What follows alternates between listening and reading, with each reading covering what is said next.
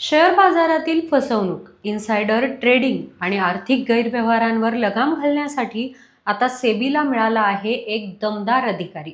2007 बॅचचे IPS अधिकारी सदानंद दाते यांनी securities and exchange board of India म्हणजेच सेबी कार्यकारी संचालक म्हणून पदभार स्वीकारला आहे.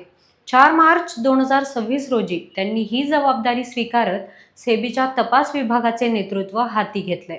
हा विभाग शेअर बाजारातील फसवणूक, आर्थिक गैरव्यवहार आणि बाजारातील नियमभंगांवर कारवाई करणारा अत्यंत महत्त्वाचा विभाग मानला जातो.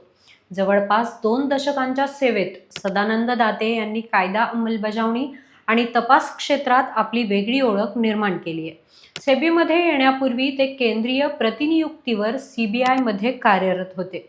तिथे त्यांनी अँटी करप्शन ब्रांच तसेच बँक सिक्युरिटीज आणि फ्रॉड सेलमध्ये महत्त्वाच्या प्रकरणांवर काम देखील केलंय.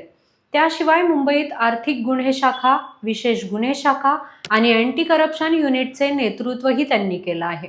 वैशिष्ट्यपूर्ण बाब म्हणजे ते डॉक्टरही आहेत. मुंबईच्या ग्रँट मेडिकल कॉलेजमधून त्यांनी वैद्यकीय शिक्षण घेतलं आहे. कायद्याचे ज्ञान, तपासाचा अनुभव आणि कठोर प्रशासन शैली यामुळे आता सेबीच्या कारवाईला अधिक धार मिळेल अशी अपेक्षा व्यक्त केली जात आहे. यावर तुम्हाला काय वाटतं कमेंट करून नक्कीच सांगा आणि पाहत राहा न्यूज डॉट्स.